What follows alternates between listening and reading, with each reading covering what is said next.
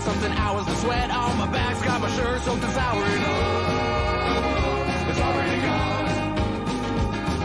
Second night's coming and I'm spinning back around. We're all caught up, can't hear or feel the sound. And oh, it's already gone.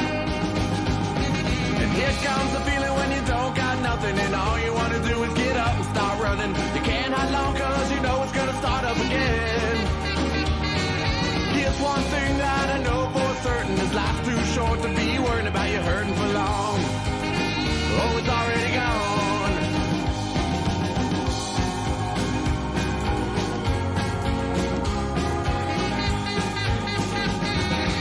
But money's not something that's free. Seems the roll of the dice never rolls back to me. And oh, it's already gone. A bird in my hand, 2 cans in the other, start spinning around. Now here comes another. And oh, it's already gone. And here comes the feeling when you don't got nothing and all you want to do is get up and start running. You can't hide long cause you know it's gonna start up again. Here's one thing that I know for certain, is life's too short to be worried about you hurting for long. Oh, it's already gone.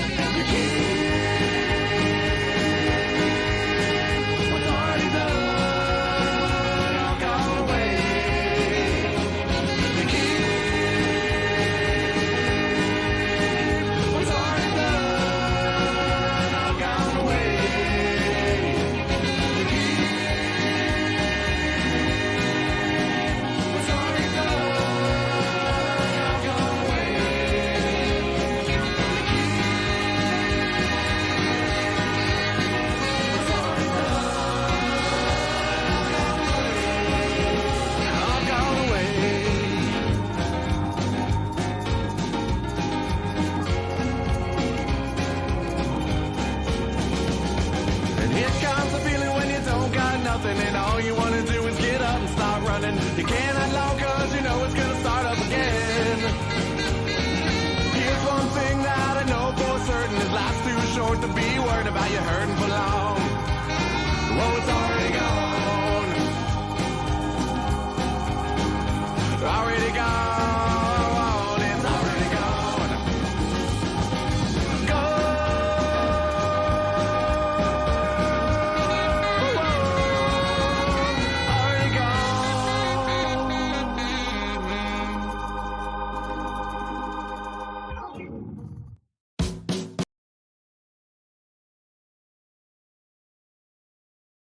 What is up, Jags fans? We are back here on a Tuesday night to do a film breakdown. I know we're running up against some primetime TV with the Trump-Harris debate happening right now, but that's okay because we have our Tuesday night show, and we are going to be breaking down the Jags and the Dolphins Week 1 film. And I know a lot of us are have a little bit of despair, but I do think that there is some good we can extrapolate.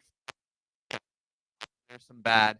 Obviously, there's some good. Before I get into what to do and what to follow, what to support, I got to bring in a special guest for tonight's show because when we are breaking down film, we like to have multiple eyes on the film. People that know what they're talking about. We're bringing in my good buddy, Travis. Travis, how's it going, man? This is becoming like a thing now. I love it. Well, this was a cancellation of a different podcast that I normally have on Tuesdays because they don't want to compete with politicians. And honestly, if I wanted to be lied to, I mean, I'd listen to an NFL.com podcast or something like that. So I mean, I'm good. I'm good on presidential debates tonight. Wait, you don't like people telling you they're going to do one thing and then doing another? You don't like that? You're not a fan of that? I mean, other than my wife, no, I guess. I love it. I love it. Well, I'm not showing this quite yet. Just wanted to get it set up. But we're going to show some film before we get into everything. Make sure to support everything. It's in the video description. Travis is in there in the video description. I'll let Travis talk a little bit about what he's got coming up here in a bit, because a lot of people watch these shows, watch the film breakdown. So we're going to jump right into it. Our video is sponsored by Racha Sriracha. Right? Go to the video description. Go get you some delicious sriracha sauce. On the video description, you can see how to get some of this. This is a huge Jags fan. He makes his own sriracha. It's delicious. It's tried and true. I'm a big hot sauce guy. I love sriracha. I like it all. If I like it, you're going to like it. So go support a Jags fan and buy their sriracha sauce. I want to get to a couple of comments here. And then I want to get Travis your thoughts on the game before we get into the film. All right, so here we go. Shay's the first one in the chat. Says first. Let's go. Shay's not only the first one in the chat, he's the first channel member in the chat. So we love that.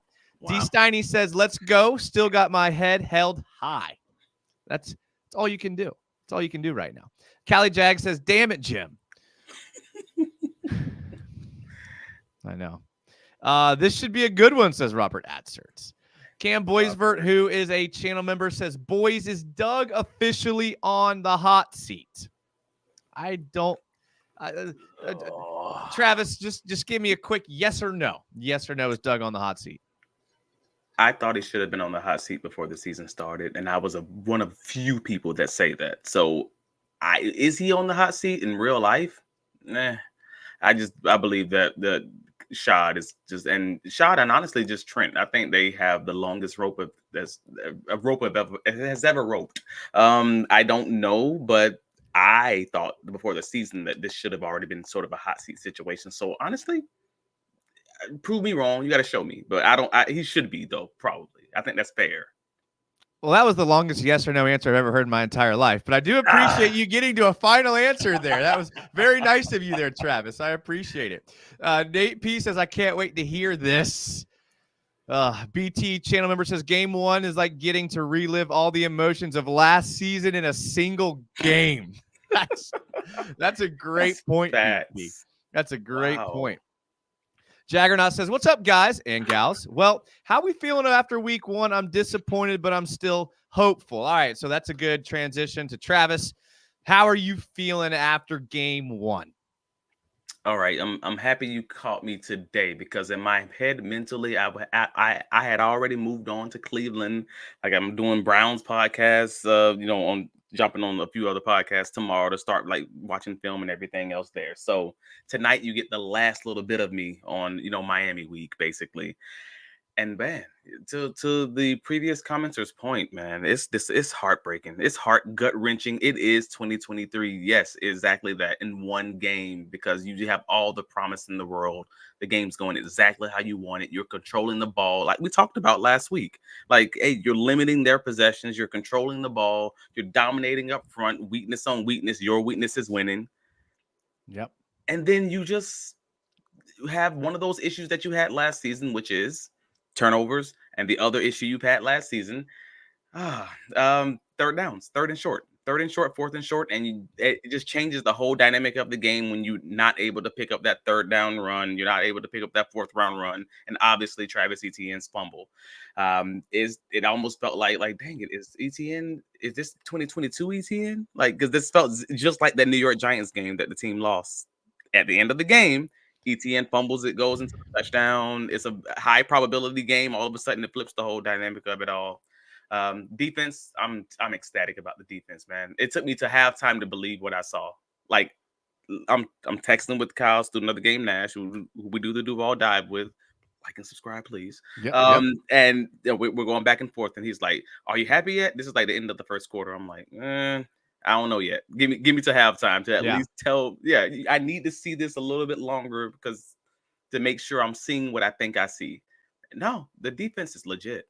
That defense is nice. And even when they gave up a few first downs in the second half on the runs, to the fullback and those little weird things like that, they still were giving up like 2.5 yards a carry. Like it was just, they were just giving up like 3rd and 1s and things like that. So like I'm feeling very good about Ryan Nielsen's unit, despite some of the comments you may have heard from the random people like Coach Peterson. Weird. But yeah, I want to get to that in a second. Because how would you feel about it, though? Let's I hear have you. a feeling. I have a perspective on that I think makes sense. Yeah. I'm not going to get to it yet. But I have a question for you. Have we reached the point where we just, quite frankly, can't trust anyone with the first name Travis? Is that where we're at in life? Wow. Where if your first name is Travis, so we can't trust you with the game on the line or in clutch situations? I mean, no, it's not that your name Travis. It's that your name Travis and you're like under a certain age. How about that? Okay. Yeah. Gotcha. Let's Okay. do that way, because I wouldn't trust me on the field either with the game on the line. I'm 39, bro. That makes sense. Well, for me, I'm in a weird spot. Like, I'm kind of the opposite of you. I think I'm glad you did catch me today because I was not doing good Sunday and Monday. I think I've, like, as a typical Jags fan, I've talked myself into being okay. And here's kind of where I'm at. And I know this is an oversimplification, but, like, we should have won that game. Like, we had obviously huge mistakes with the Etienne fumble, the Kirk drop, the first two that come to mind that are pretty large.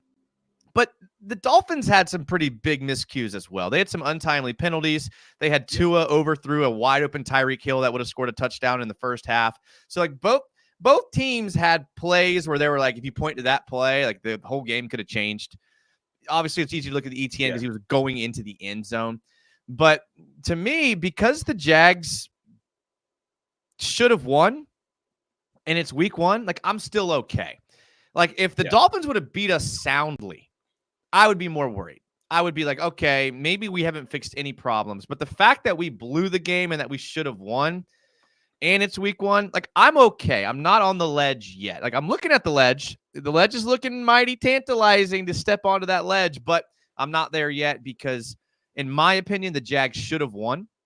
And because of that, I know we had the history of last year of not closing out games, but this team does have more veteran leadership. It does have some older guys who can teach these guys how to finish games.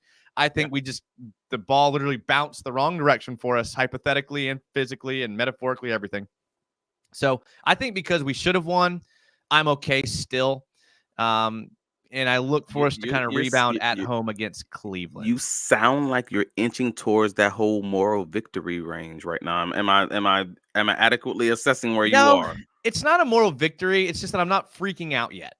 I'm not freaking out. Like, we're 0-1. Dolphins is one of the hardest teams on our schedule beginning of the season. I think anyone would have pointed at that. Not to mention it's week 1. I'm not freaking out yet. It's not a moral victory because we all know what moral victories are for, right? So it's not that for me. It's just that, like, we should have won. The guys that I wanted to see play well did. Trevor Lawrence, Brian Thomas Jr., Tank Bigsby, Antonio Johnson-ish. When I went back and watched the film, here's the thing about the defense. Yes, they played well. They played well enough to win. But when I look at the miscues the Dolphins had, we were like this close from not being a good defense on a lot of different situations. And I got some film coming up to show where it's like if Tua would have just, like, made this throw when he should have, now maybe we're not looking at our defense the same way. Is all I'm saying.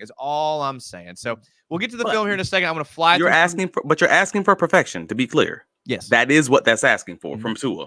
Yeah, I am. And from the Jags defense, both. Perfection only. Yeah. All right, I'm going to fly through some of these comments, and then we're going to get to the film. So if you came here to watch the film, it's coming up. I'm going to fly through some of these, and then we're going to get to it. BT says, play calling problem or execution problem? Quickly, Travis, what do you think? Woo. I'm leaning on execution and scheme. I agree. Not play calling, scheme. I agree. But scheme, you could say scheme and play calling could be synonymous. I don't have a problem with the plays that they called from the in the headset. I have a problem with the execution of the offensive line. We know about that already. And I have a problem with certain downs. Instead of running this play, I would have ran a different option. Like, I would have given you more. That's play calling, Travis. But that's play calling. Because a lot of the receiver routes a lot of the times end up being option routes, and it just depends on the coverage that you're facing against. So I'm like, I don't always know if that's truly the play call versus man, he shouldn't have run inside versus outside. I don't like the way that went, but I don't know if I want to put that on the OC. Nevertheless, that's why I'm kind of like, are you okay with Trevor Lawrence throwing the ball 21 times? Hell no. That's play calling. Hell no. That's scheme. That's play calling. But we're talking about like the difference of maybe 2 or 3 plays. And I truly believe that because in the first half of the game that they were really balanced. They were nearly 50-50 balanced as far as play calling was concerned. I don't want balanced. Oh, so that's the problem. We're not paying Travis Etienne and Tank Bigsby $240 million. All right, I don't want balanced. I understand. That's the root cause. When I see Tua throw the ball 37 times and Trevor throw it 21 times, that's a problem. That's a problem. Ooh, so now we're at the root problem because this is an argument that I was having with someone else on the Twitter in the Twitter sphere that we're inching closer and closer to let Russ cook, and the let Russ cook movement was for you younger folk who don't know about what I'm talking about. It's the Seattle Seahawks had the Legion of Boom and Marshawn Lynch, and they were a run the ball and play defense team who had a great quarterback, and then they leaned on this whole let Russ cook movement, and it just destroyed their organization because. Frankly, they couldn't keep the defense together. They couldn't keep the run game together. That's not how they wanted to play. This is how Doug Peterson from Philadelphia Eagles wants to play. He wants to be balanced, to not put too much on his quarterback. And when he has to put it on his quarterback, sure, that's when you do it. But he does not want to be this. I have to throw the ball 30 to 35 times a game. He wants to have that as an option, if that makes sense. Doesn't Andy Reid lean on Patrick Mahomes in that way to throw the ball? Did he last year? No. He tried to. I would argue he did not last year. He actually leaned on his defense and his run game, leaned on the defense purposefully, so he can give it to Pat Mahomes in crunch time moments, and they won at the margins all season. I made that argument all throughout last season. I have it on the record. I think they leaned on the defense because they had to, and I think but we're in agreement. We don't have to lean on the defense the way that Kansas City did last year. And I fully expect Kansas City not to lean on the defense this year when they have Xavier Worthy and these other guys that they brought in to be a better offense. But I think I can agree with you there. I'll concede that point to you. I will. I'll concede that point. All right. Mark Pope is better than Cal, who's a channel member, says Doug Peterson has got to go 33 yards after catch the entire game. This scheme blows. I have nothing in disagreement there, man. A few more comments, then we'll get to the film. I think the film will show us a little bit more. Volkfang says to Cam Boysford, I'm out on Doug. His running scheme has been below average to downright terrible every year. I can find statistics. We could say a lot about that, but let's move on. So is Nielsen head coach yet? Jay says, always a good night when Travis is on. It is. Listen, I told Travis anytime he can make the show, he's on the show. And because he is good at what he does, dare I say, the best at what he does. All his stuff is below in the video description. He's got a Duval Dive podcast. He writes for Big Cat Country. He's on podcasts all over the place. He can yap it up with me, which I say all the time, and I say it all the time so people understand. Not everyone can chop it up with me in my purest form. I'll just tell you that right now. I'll tell you that. I don't have to not dumb myself down. I don't have to conserve myself. You don't have to water it down. Yeah. I don't exactly.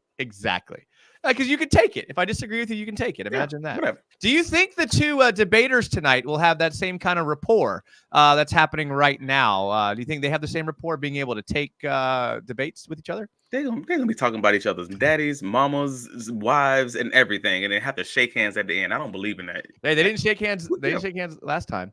Cool. But no one spoil it for me because I have not watched it. I'm going to watch it after this show. I'm going to watch it. So don't spoil anything for me, please. Okay. Because I'm very excited. Very excited. Jaggernaut says, Travis, looking forward to this breakdown. All right, let's get Timmy Devil's. We got a couple things we got to get to. Timmy Devil, who's one of my favorite commenters because he keeps it real, as I like to say. This offense has underperformed for 2 seasons.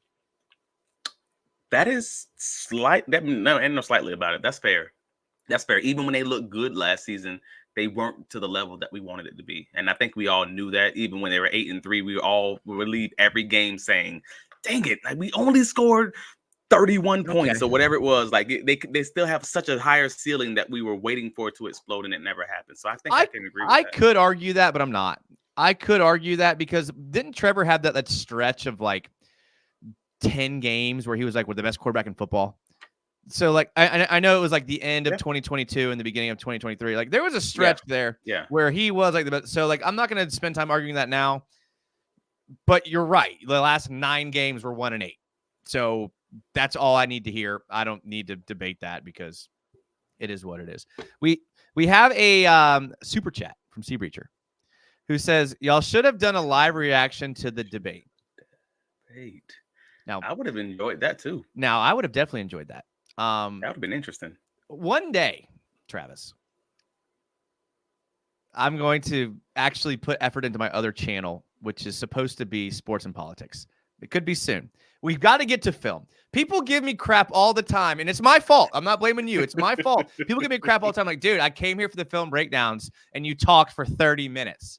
So I'm trying to be better. We can have breaks in between and talk about one random subject just to have a chaser at some point. Okay, I'm good with that. All right, so Travis, I'm gonna let you pick. Thank you, Sea Breacher, for the $2. I appreciate that. I hope you've solved your internet issues that you've been having. All right, I'm gonna let you pick how we view this film. Here are your options. Okay. Your options are good plays, then bad plays. Option 2, bad plays, then good plays. Or option 3, chronologically from beginning of the game to end of game. I like chronologically. I can figure out, it's just, I think it's better. It's pure. All right. Now, I'm gonna do my best here. We should be pretty spot on here because yeah. All right. So let me pull it up here for you guys. And while you're pulling that up, anyone who hasn't already taken a look at it, go to bigcatcountry.com. I have the post game write up that was posted, an hour after the game. But also, I have my rewatch from Sunday, 3 o'clock in the morning. Oh, sorry, Monday, 3 o'clock in the morning, just because I couldn't sleep. So I rewatched the televised copy before the All 22 came out, before PFF came out with their grades, just to tell you what I think I saw, and a lot of it ended up being very similar to what the All 22 shows. So take a look at it after we're done here, later tonight. I'll tell you something that grinds my gears, Travis. What's up? What grinds my gears. So, like, the NFL doesn't put out the All 22 until Tuesday. Yeah. So that's why I've always done my shows on Tuesdays, because I'm a big All 22 guy. The amount of freaking people that talk about, when I watch the All 22 on like Sunday and Monday, are these people getting some like deep cut copy from the Jaguars that I don't have? How are these Twitter people and people, how are they getting the All 22 days before it gets released? Like, that's always grinds my gears. Is that a thing, or are they just using the term All 22 to get some views? There is an All 22 option, an additional All 22 option if you know the right people. That's not NFL Plus. Just wanted to be clear on this. I don't have access to it, but I know it exists. And I forget what it's called because I'm on a podcast. I literally just got off a podcast with Coach Bonomego, the old Jaguar special teams coach. And he talks to me all the time about it. So I guess it's something that a lot of coaches, former coaches, people who have access to the organizations, they do have access to an additional All 22 option. I just don't. So certain people, if you know the right people, you might have access. All right. Well, Travis, I need you to get on those people and give me a hookup. Okay. Is that possible? Yeah, let me get the hookup first. Yeah. Hey. Shay says, I can't believe Trump tackled Kamala. Wait, never mind. You said no spoilers. I'm ready. Okay. Travis wanted to go chronologically, so that's what we're going to do. All right. And there's a lot of clip plays, and what always ends up happening is we don't get to them all. So we're going to do our best to kind of move through them, but it is what it is. Okay. So the Dolphins got the ball first. Spoiler alert. All right. So Jags come out on defense. This is the first time we got to see Ryan Nielsen's defense. You and me had talked about how the Dolphins offense and Mike McDaniel's scheme and pre-snap motions are pretty hard to cover. And not only do you have to be like disciplined with reading your keys, but you're going to find yourself in a one-on-one situation where you have to make a play. And like, that's what Mike McDaniels wants to do, which is why he's been successful. And I don't want to hear he only beat bad defenses last year. Because not only did he beat bad defenses, he put up 70 on bad defenses. Okay. So there's a difference between beating bad defenses, because a lot of the NFL teams played those same bad defenses and didn't put up 70. Okay. So don't tell me his offense only works on bad teams. Just putting that out there. All right.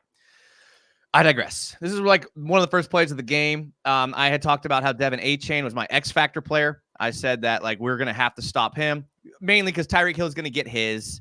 Waddle's probably going to get his. Etienne's the guy you're going to have to stop if you want to win. All right, so this was pretty encouraging to me. This is one of the first plays of the game. Just a little toss that ends up being like a little outside zone play here. What I like here when we watch from the end zone here, a lot of different things. Antonio Johnson. And apparently he played every snap, which I did not know, but apparently he played every snap, which is pretty cool to see. But what I want to draw your attention to here is, like you pointed out, Antonio Johnson, Aluakon, and Travon Walker. Because Travon Walker is not going to get any credit for this play. But taking on the block the way that he does, you don't see very many Jaguar players do. All right? So obviously the flow of the play is going to be this way. They're in a pretty heavy pistol set. And of course, Mike McDaniels has Tyreek Hill as an inline tight end. Of course. Like, why not? Right? Like, why not do this first play of the game? Right? So we're here. Watch these three guys. They're going to toss it to the weak side. Well, it becomes the strong side here, I guess. So Travon Walker, absolute man right here, takes on this block. Aluakon flow, Antonio Johnson. Darby's going to take on the block. Antonio Johnson's going to fill. I said Ronald Darby, right? Okay.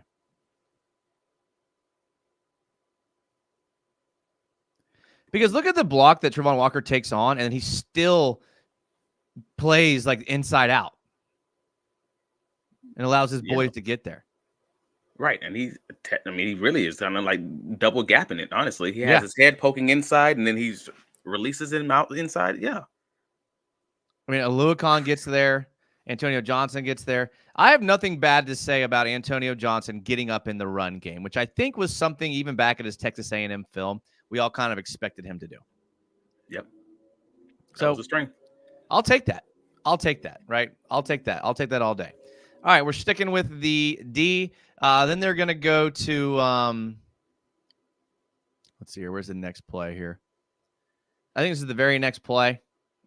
So Dolphins come out and empty, right? I'm sure there's some sort of pre-snap motion. I can't remember what it is, but it's the Dolphins, so they're going to do pre-snap motion.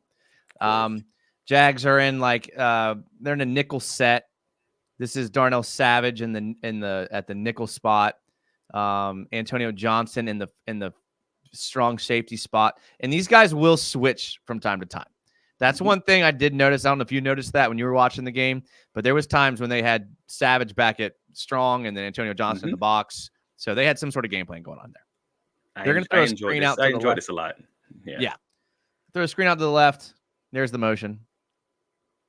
There we go. My boy Etienne. So if the Dolphins aren't in a terrible spot here, like, it's not ideal, right? Obviously, we had a missed block here on this end on Hines Allen. I think this is Hines Allen.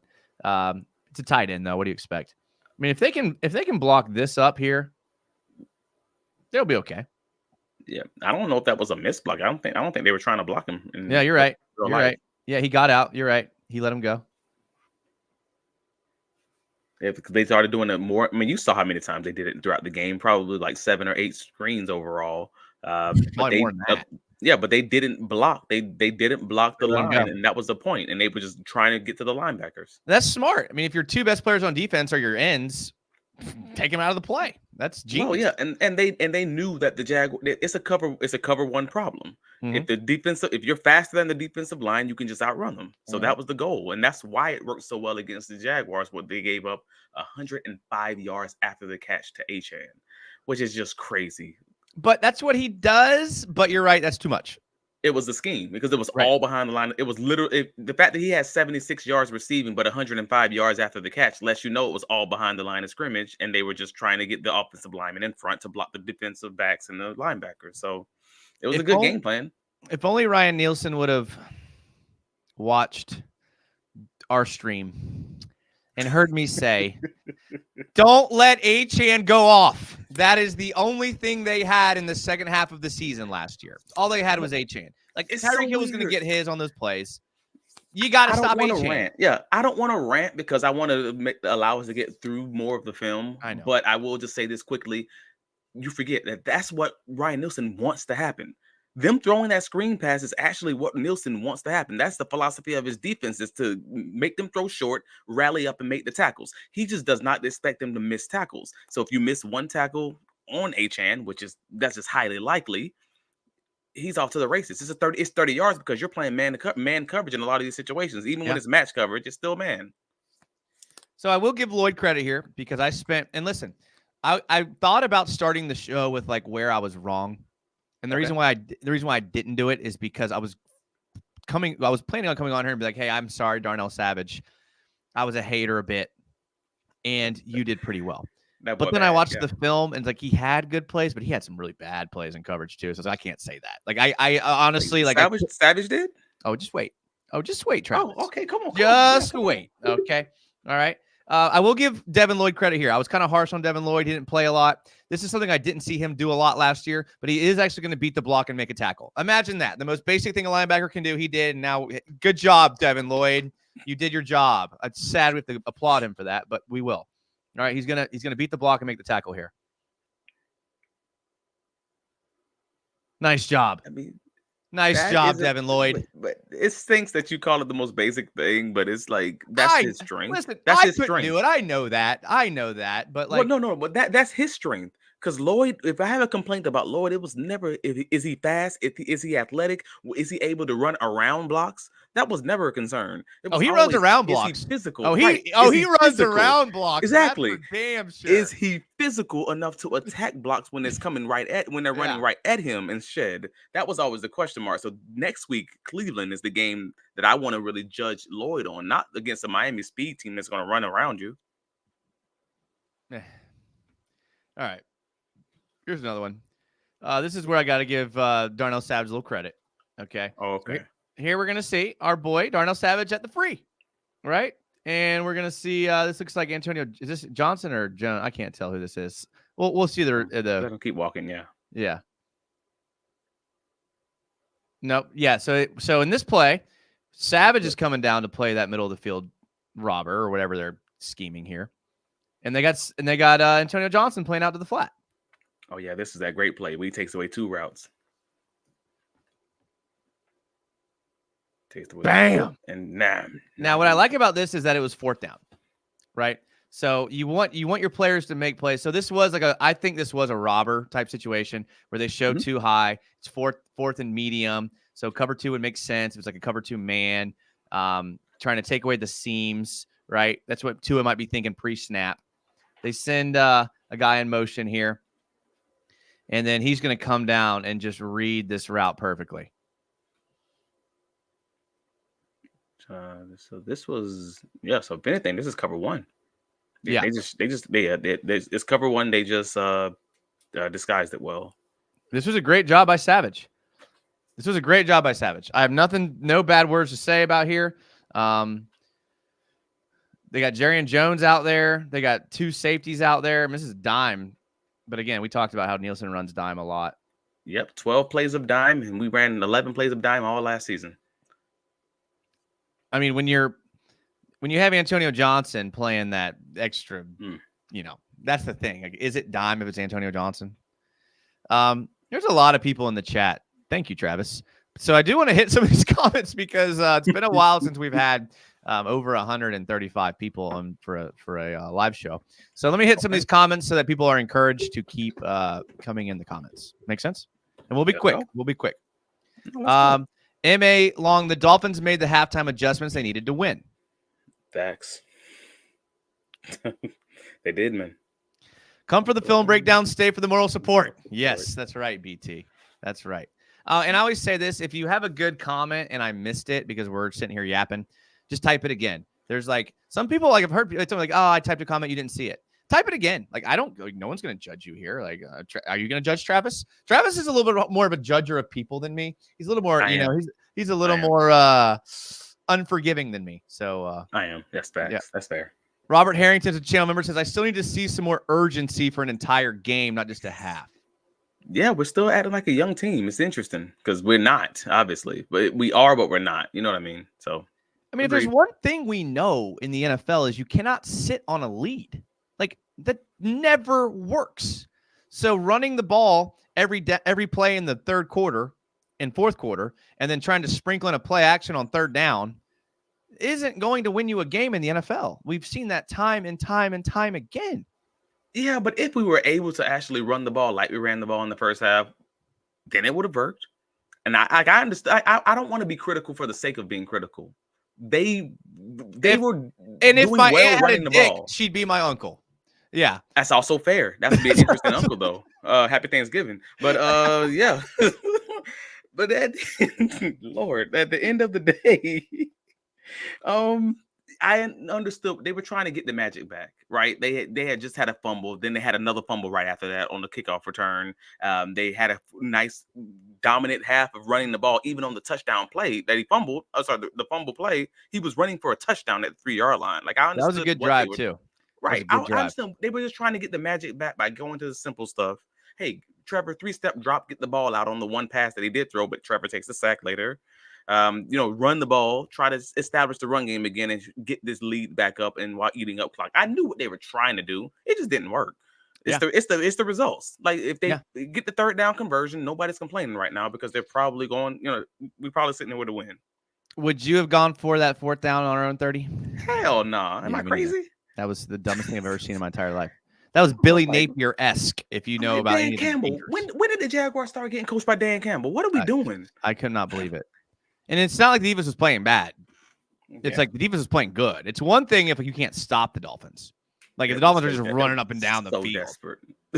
It was so desperate. I didn't get it. And I'm like, and your team has to know that feels desperate. Timmy Devil says, how many times did Trevor kill the play? Our backup options for kill. So I did notice a few pre-snap audibles.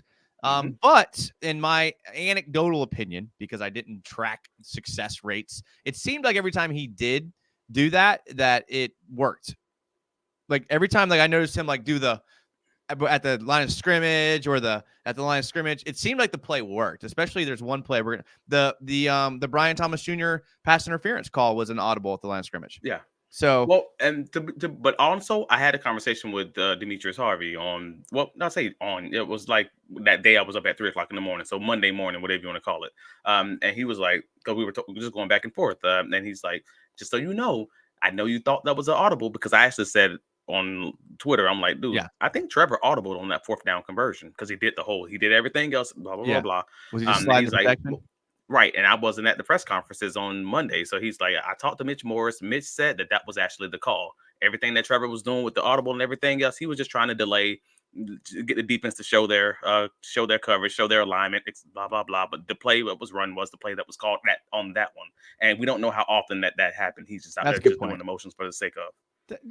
Travis, don't bring logic in here. Okay, we're trying to talk up emotions. Don't bring logic in here. Okay, come on.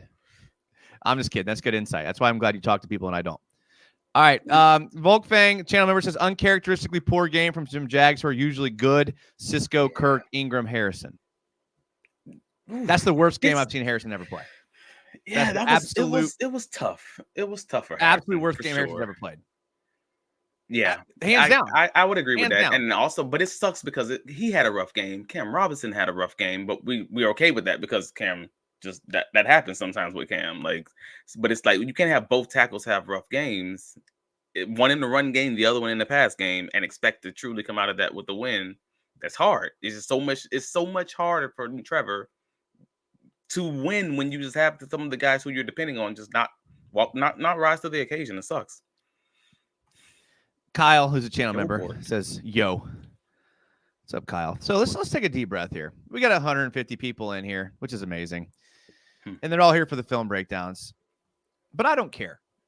I want to know Travis, how's everything going? Let's take a little decompression break here. How's life going? How's everything going? Like, what's new? Like, I don't care. Tell us. Life is great, bro. We're in the middle of a football season that I hope the Jaguars are good, but if they're not, life is still good. Like, I still live, you know what I mean? We're in the middle of the worst time of year as far as trying to have regular conversations with people. Politics. It's elections. It's election year, and nobody wants to truly talk about politics because it's so freaking toxic, and it shouldn't be. Nobody? Most people. Regular people. Regular folks. All right. Yeah, but and all because these politicians are all liars who make millions of dollars, and they make all these rules and laws that don't impact them because they have millions of dollars because they don't live like us. They ain't like us. And it drives me nuts. Travis, are you trying to tell me that in a democratic government where people are elected to represent people, when those people aren't representative of those constituents, that things may not go right. Is that what you're trying to tell me right now? Yes, and also it very much hurts that we are also in one of the least democratic systems around the world. For anybody who knows, like, politics and political history and everything else, there's a reason that most other countries don't have a two-party system. It doesn't work very well. It's actually very problematic in very many ways. But Travis, like I said, you need to take your logic and you need to take it somewhere else. You need to take your logic and take it somewhere else. All right, let's move on to another play here. All right. We're going to keep going chronologically. We're going to move to the offense here. If I'm out of like order a little bit, that's my bad. All right. So Tank Bigsby. If you skip a sorry player too, that's fine. Right. But yeah, just the main stuff. So Tank Bigsby, and you know what? We'll just go with a couple of Tank Bigsby plays here because I think we have to agree that Tank Bigsby was probably one of the most impressive players. And again, not a guy I hated on, but it was a guy that all I said was I wanted to see him hold on to the football. That's all I said. Wanted to see him, but he did more than that for me. There's a couple of plays coming up where he actually looked more loose because we know with this Jags offensive line, you're going to get contact at the line of scrimmage. It is what it is. There's a lot of teams like that. It is what it is. So how do you respond to that contact at the line of scrimmage? And I think Tank Bigsby was very, very impressive in that situation here. So here's one play here. Jags are in heavy, twins out to the right. They run it to the strong side. We'll take this. Yeah. 1st and 10. You pick up 7.5 yards. We'll take this. And look, hey, shout out to the tight ends. Brenton Strange is alive and well. That's good to know. Looks like Luke Farrell, I think. Can't really tell there, but looks like it. We got a little bit of out of Cam Robinson here. And the Jaguars, first half of last season, they led the league in running 13 personnel. So they like running these 3 tight end sets. So we're coming back to that and helping establish the running game. I love it. I like the pull here by Robinson. I like the pull here. Who is that? Is that Sheriff? And he looks back. Morris. And he looks Morris. And he looks back at the Morris is for the running Morris back. is trying to find work. He can't find work. And that's always a good thing. Good job by Tank Bigsby. Great job. Let's stay with the Tank Bigsby theme here. How do you feel about that? Let's do that here. Again, I don't have any kind of order here because I clipped this like an hour before the show started. Okay. So my bad. That's fine. I think this is my favorite play. Again, out of order. But great punt. Apparently, Miami's punter is the best punter of all time, which is fine. Oh. Right? So I love this play. They run a little counter out of the end zone, which ballsy to run a counter out of the end zone. Like, I'm sorry. That just is. So you're going to see the flow of the line this way. Bigsby's going to take a step this way. And watch this little jump cut to get to the outside. Watch this.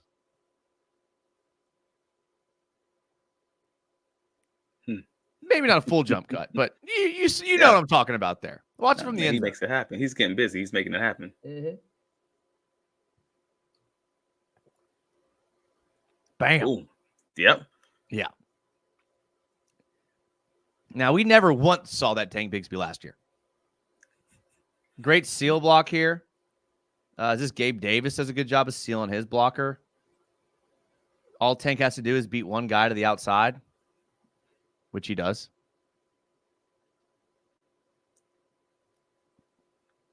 Great job, man. Hey, I'll take that all day, every day. This was in the second half, but it's okay. We'll skip forward to it. Again, out of the end zone. Oh, this is the Brandon Scherf block. Out of the end zone. Yeah, he's blocking his knees. Let's go, Tank. Hold on. Look, you see him punch it? You see him punch the ball there? Yeah. Bam. Cover the ball up. Football. Boom. Imagine that, Travis Etienne. Defenders can punch at the ball. This must be a new thing. A new thing. Must be a new rule, Travis. I'm sure you weren't able to do that when you played. He's on his knees blocking, man. Brandon Scherf is on his knees blocking the dude's midsection, and it works. It's just crazy. Sheriff here. I think I can't remember what Morse does here, but I mean they're heavy to the defense's right, and they're going to run the ball to the weak side. I think they found something there.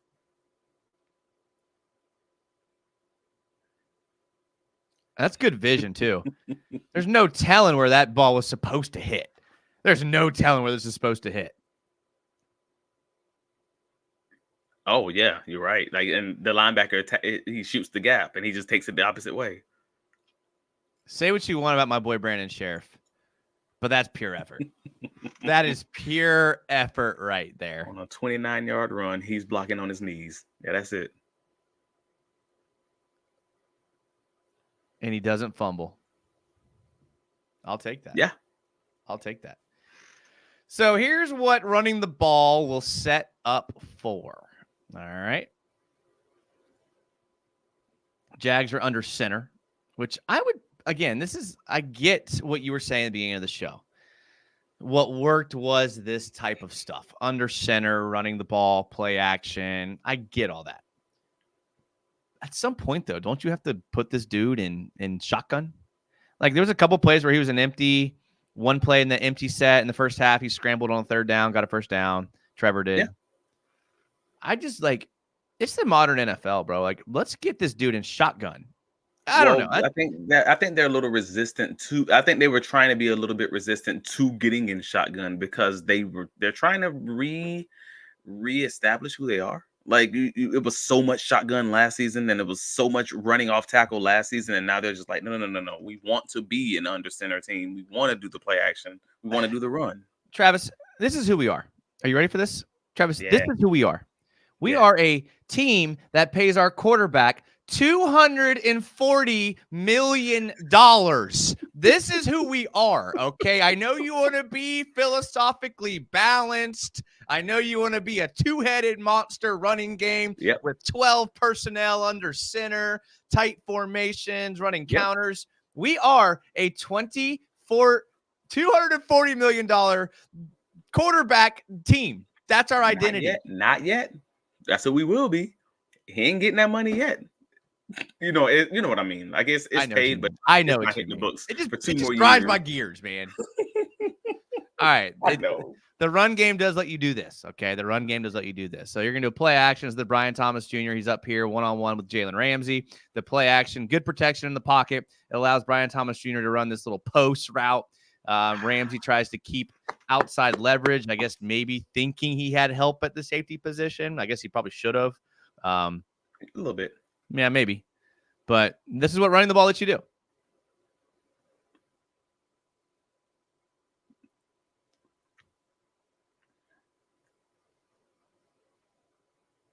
And there were people who argued with me online when I said that this play was thrown a hitch late. Because I thought Trevor should have thrown it when he was 5 yards closer, like closer to the 25-yard line versus the 20. I know he's reading the safety, and the safety ends up jumping Kurt. There's this free safety in the middle of the screener here. Yep. He ends up jumping Kurt on the crosser right here. And that's about the time when Trevor's letting it go. I'm saying Trevor should be letting it go like a step sooner because he's already even. If you're even with the safety, you're already passing. You just got to lead him. That's arguable, and it's a smaller thing. But I think if he does that, he gives himself room to maybe make that throw at the back of the end zone. Instead of having a, yeah, I mean, I think you're wrong. I think you're wrong because if he is doing what those other people said, he's making the right read because if he does sit, this is wide open. Right. So this is a much easier throw than this. So I think this is the right time to throw it. Okay. Now, could have Brandon Sheriff maybe not had this dude in his hip pocket? That could have helped a bit. That could have made. Because Trevor's throwing off his back foot here, which ideally you want for all you people that are new to football. You want your quarterback to step into throws. Just a thing. The pocket was there for a long time. Okay, so it's hard to blame the pocket because let's go back. Right. This is a pretty good pocket for a while. This is a deep route. So ultimately, Brandon Sheriff's the dude that fumbles here. Right. So at the time that he pump fakes it, that's actually when he wants to throw it. Yeah. As far as the design of the play. Yeah, I mean it's hard to give fault to anyone here. But I understand we could nitpick. But even Sheriff, this is a long block here. Right. So the fact that he didn't give up, like that's a win for Sheriff and for all the offensive linemen, no matter how you want to slice it. I think if you're going to give Trevor any critique, is he should have and again, he's not off his back foot.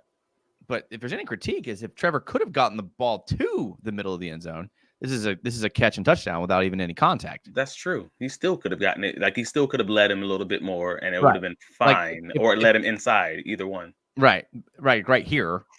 We're solid, but again, he's thrown off his back foot. He's got a dude in his face. So again, Right. we won't be too picky here, but because it was ultimately a great play for us, and he still almost makes the catch. I was so mad when he didn't bring it down because I'm like, dang it, Ridley, because that's where my head automatically goes. I'm sorry, it's just I had PTSD from Calvin last year. I had some people that may or may not have had some friendly money on Brian Thomas Jr. scoring the first touchdown of the game, and this would have paid out handsomely if he catches this ball. So I know some people that are a little more upset about this, but hey, Jags score on an Etienne. We'll take it. And then the shit talk with Thomas Jr. and Ramsey at the end of the play was beautiful.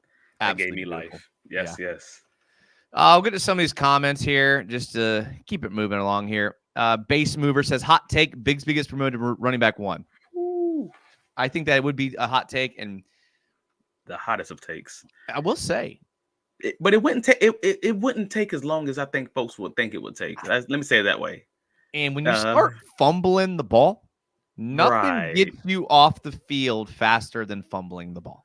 Right. That's where I'm at. I'm like, I don't think it's going to happen because I think Etienne has a bounce back week this week coming.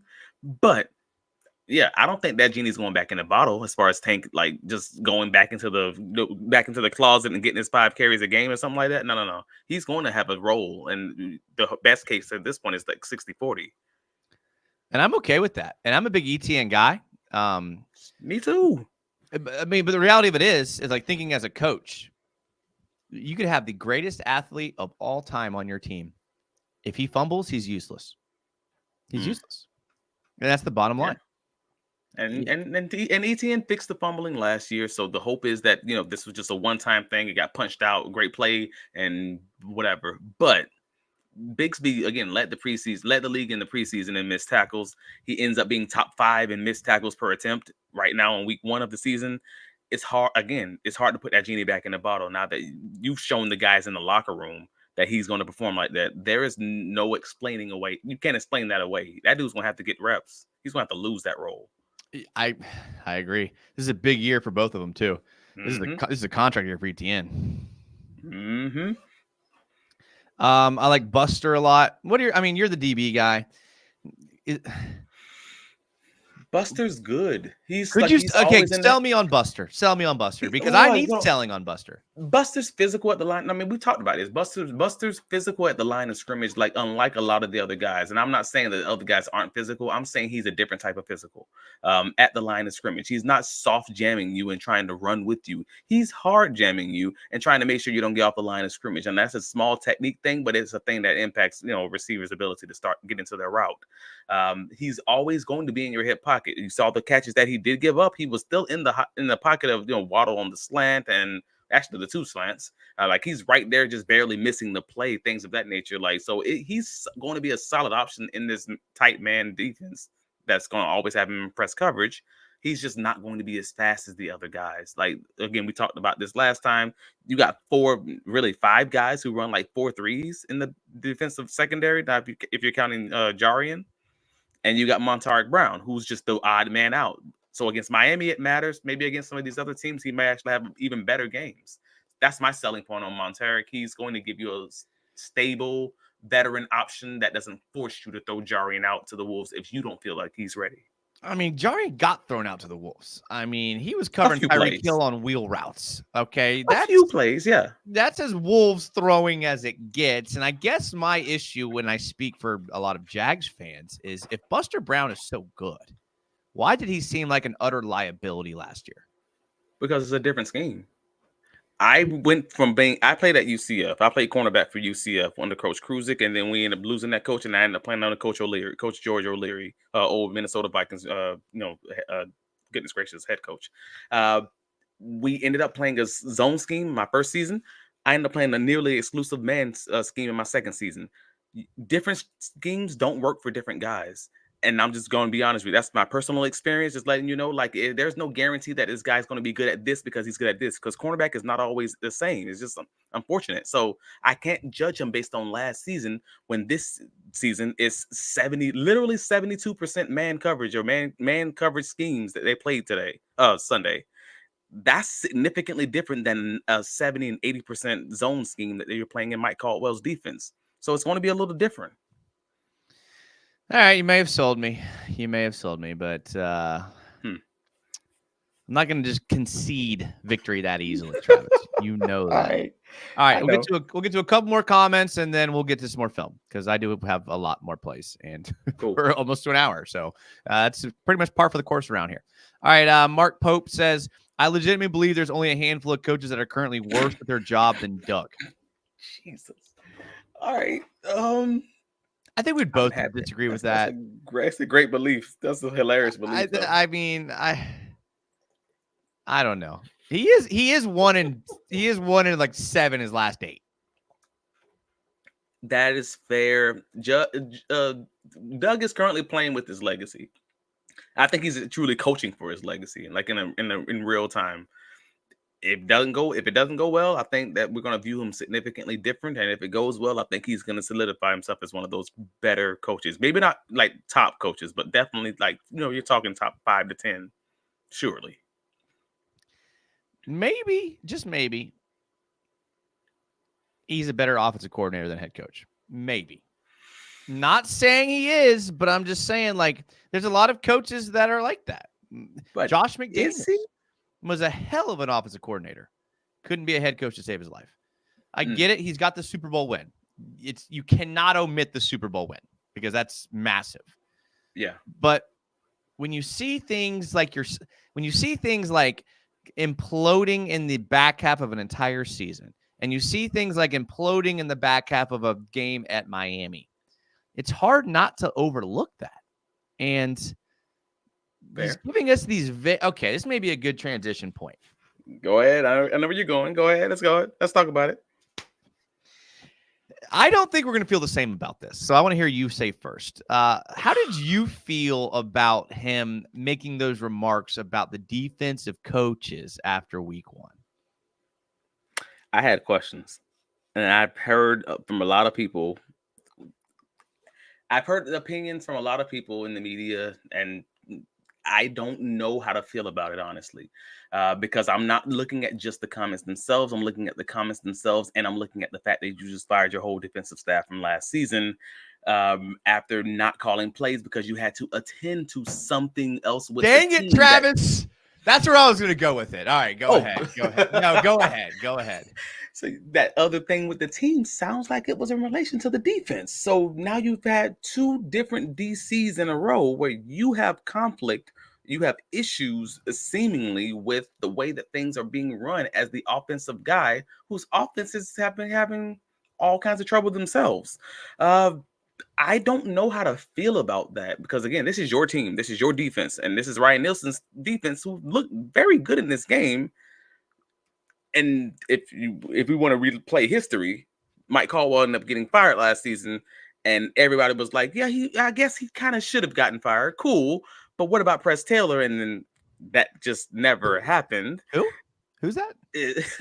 Exactly. So now we're coming to week 1 and everybody's raving about the DC and how he should be the head coach. And then you have this comment that's made. I don't know how to feel about that in the context of everything that just happened around it. Otherwise, I would have just said, all right, man, he's just saying that to take the heat off of Antonio Johnson because this is cover 2 defense. We all have played cover 2. We know you don't jump the dig route from the backside receiver. You stay in your zone. This is football 101. Yeah. So obviously this is Antonio Johnson. So his response saying you got to coach that up better could have been argued to be a jab at Antonio Johnson, not the coach, and just using the coach as shield for not throwing the player under the bus. That is a legitimate argument. But again, Doug, with the context of everything else, it felt like he was just saying, I'm 10 toes down. F this. I don't normally do this, but F that. Ryan, y'all need to do better. I think that's spot on. And that's what I was going to say is he just went through a year of not addressing it in the moment. and then it kind of building up to an explosion point where we Mm-hmm. heard about there being like arguments between the coaching staffs last year. Mm-hmm. And so I think Doug's like, you know what? This is my team. This may be the last year I'm the head coach of this team. Like realistically, like, I mean, we Fair, think it may fair. not be, but it could be. And if it's your job on the line, he's looking at last year saying, I'd never once called out the defense. I'm going to go ahead and do it week 1. I'm going to go ahead and here's why. And again, I want to get your thoughts on this. Because you mentioned the defense wasn't bad, but what they were bad at was giving up the big explosive play. And that's almost what you can't give up. Like you would rather be a bend but don't break, give up the field goal than give up the massive 80 to 90-yard touchdown to Tyreek Hill. So there was one sentence that he said that caught my attention when he said it's the same play they kept running all game. That line. I'm about to show it. I'm about to show it. It's and true. They did. And so if you're thinking about it from the vantage point of the Peterson, if you are someone who is pissed off, and I'm not saying that he is, but if you are, then where did all the yardage come from? It came from screen.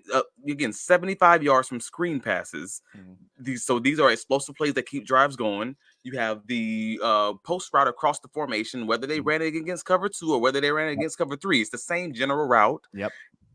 That's the ball game. That is more than 50% of the Miami Dolphins yards coming on 3 basic concepts. Yeah. Well, and they missed on the corner route twice.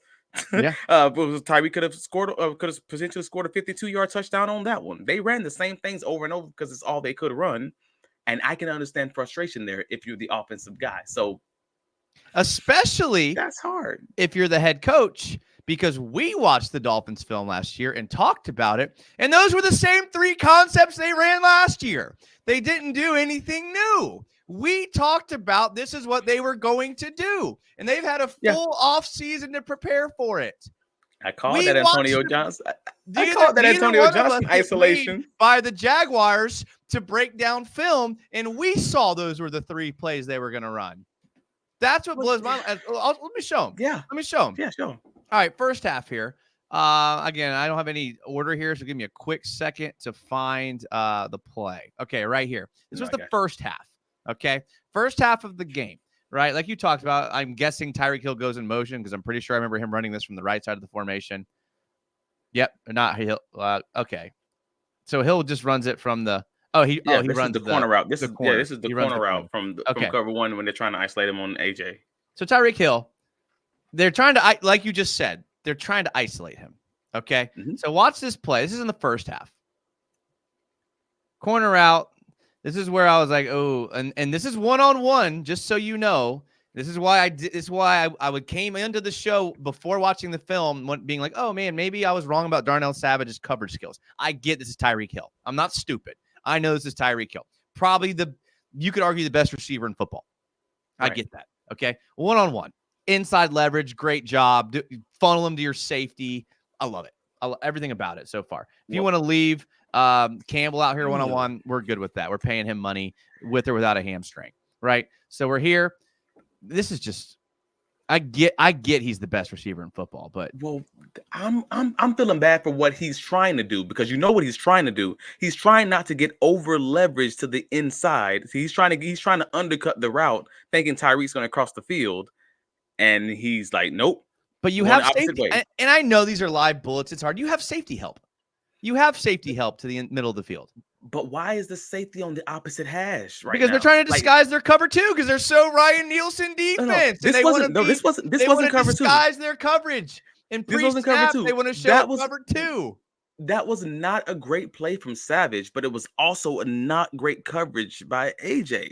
And that was what I was saying originally. I'm like, they're gonna isolate him on AJ because AJ is the slowest guy in the secondary. So if you're going to split the difference between all of your threats right now, on the snap of the ball, my first 2 steps got to be back into the inside now. Like as soon as that doesn't happen with Antonio Johnson. And honestly, like your first 2, like you said it perfectly. Your first 2 steps back to the inside would be like basic 101 football, right? How about the fact that Tyreek Hill is on this side of the formation? Bro, the biggest downfield threat is on the right side. Why are you chilling on the left side of the hash? Again, these are basic things. So he starts coming this way. Get to the middle of the field. Right. You got the motion going the opposite way. Cool. You read it for 1, maybe 2 steps. But after that, you got to go. You got to go. You got to go. So why are you running straight back? That was what I was saying. Like, okay. Now you understand. Your primary key has to be Tyreek Hill. Like, I'm sorry. I don't care. It has to be Tyreek Hill. Well, it's not even the primary key. I know it's not. He's a free safety. He's the difference. I know it's not the primary key. I know, but what I'm saying is, like, it's got to be. Just double team him, okay? I know.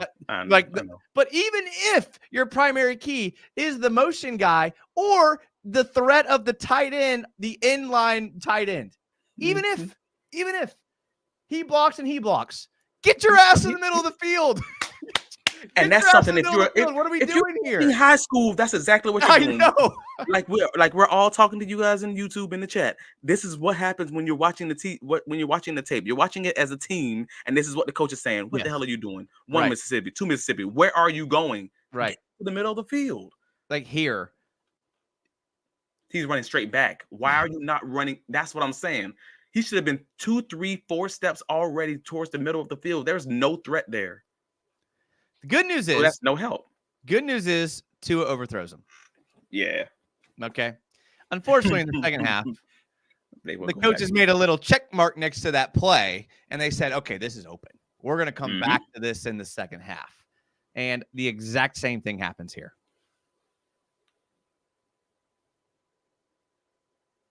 Was this one? Oh, no, this is the one that was this is across the field. This is the play action dig post route.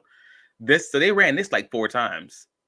And that's what I was saying, what Doug was referencing. Yeah. They ran this like 4 times, play action. You got the dig going across. It's like the old San Francisco 49ers used to run all the time. And then you have the post route going across. And he just outran Darby, frankly. There's nothing else you can really do there. But I don't know what Cisco's doing here. That's Savage, I think, right? No, no. So you have Darby in coverage. You have Cisco as the backside safety. What is Cisco doing right now? Right now, where are your eyes? Where are your eyes? I thought that was a 6. Exactly. That's a 5. And he missed the tackle, and then he's off to the races. So if you look at this from this point of view, right now, his inside guy goes inside. Your eyes have to be on your new number 2. That's Tyreek Hill coming across the field. You have to see that a lot sooner than this. This is like 2 seconds too late. This isn't even like half a second too late. This is like 2 seconds too late. So I just didn't know where his eyes were. They're obviously weren't on Tyreek Hill. Obviously, we're on Tyreek Hill.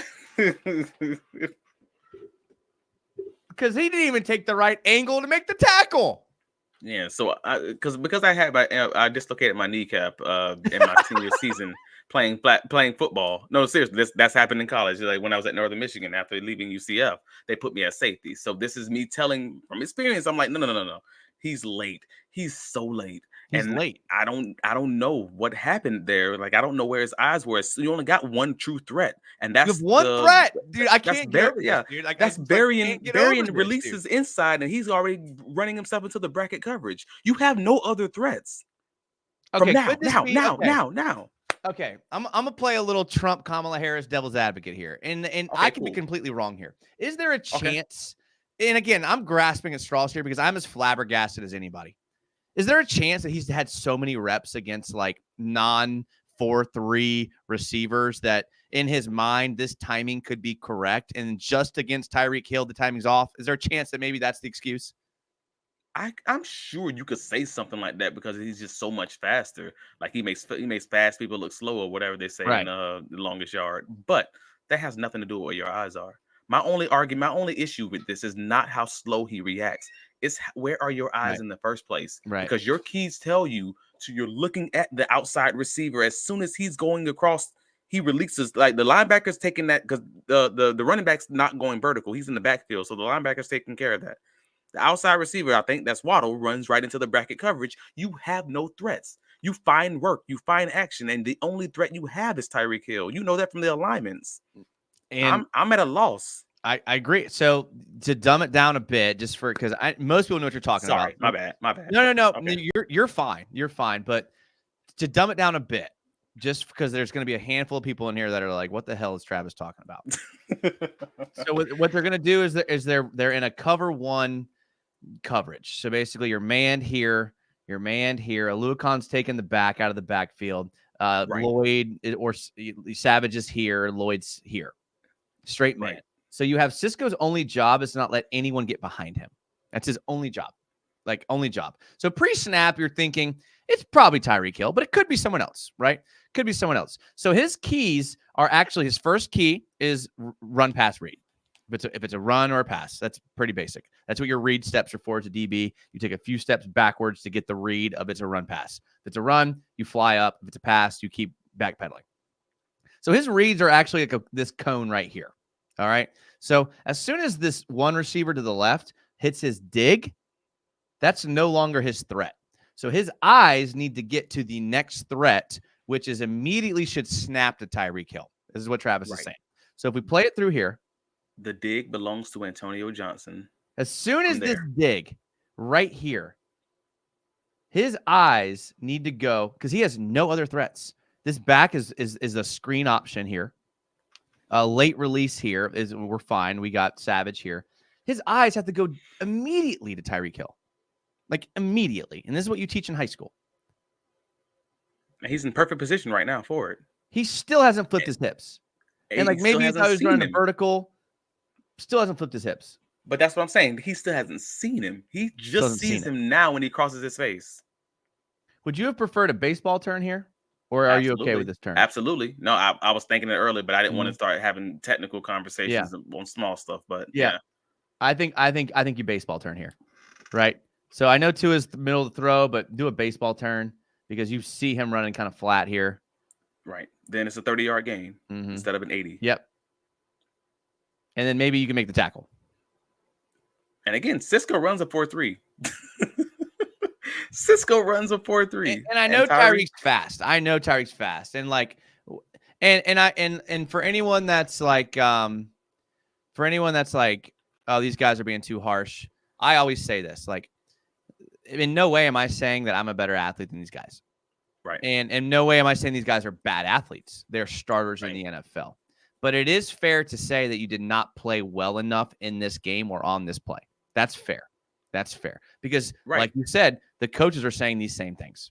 Coaches are saying these same things. All we're talking about is how is this probably coached? How is this likely coached? Right.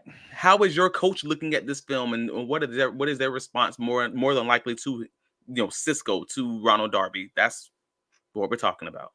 Because the Etienne fumble, very unfortunate going into the end zone. We just watched a play where Tua had a massive overthrow that should have been a touchdown. Offensive miscues happen.